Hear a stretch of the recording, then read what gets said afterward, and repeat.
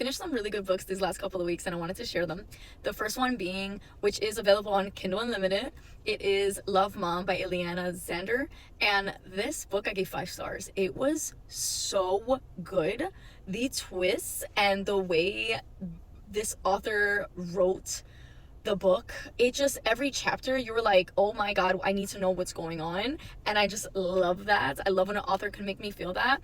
And I love also when books like letters, anything with letters, I for some reason it's like, yeah, I already know I'm gonna love it. So this one does have like little letters that she gets from her mom that has passed away, but now she's receiving them, and we're learning about her mother's side of the story and how she grew up.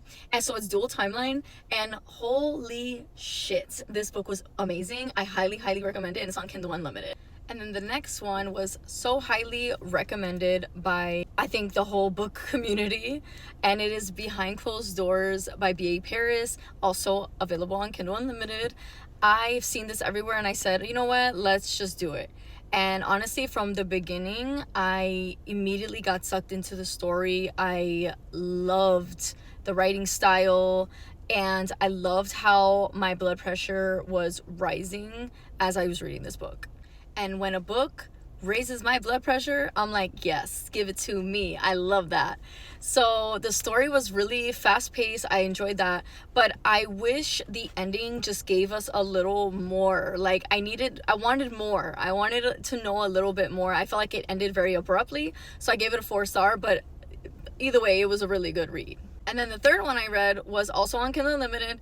It is Night's Edge, and I've been wanting to read this for a while. It's a short read, but I have to say I was a little disappointed. It is a vampire book, and I just felt like it was kind of like, it didn't give me like that vampire feel. It was more so like, it was the vampirism was, they were making it out to be like COVID. They were making it seem like it was COVID or something, and I just don't like that take. I don't know why. I just like, it just doesn't intrigue me. I love vampire books. Anything vampire, I'm like, yes, but it just didn't give me that, and it was so slow.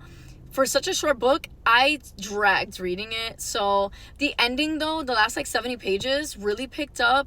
I just wish it was more throughout the whole book. The ending was just okay, but it just wasn't, I just didn't expect it to be that. So I did rate this one, I believe 3.75 star. It was just okay, it was meh.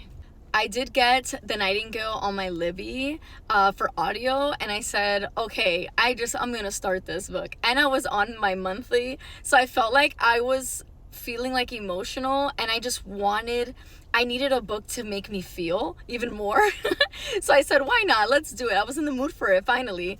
And I gotta say, it was really good. It was very emotional. It was very dark.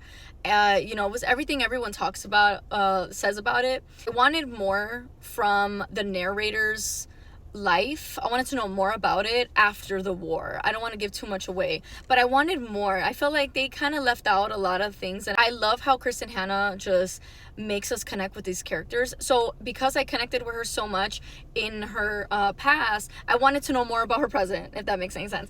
But other than that, it was just really great. I also have read The Women by Kristin Hanna, and that one was a 5-star. I loved that book. It was so good. It made me feel so much things, and this also gave that to me. I just wanted a little more, but it was really good, and I did enjoy it. I love how Kristin Hanna can just make you feel so much, and the story is just amazing. I loved it. I'm starting to really love historical fictions. Like, oh gosh, they do something to me that makes me so happy.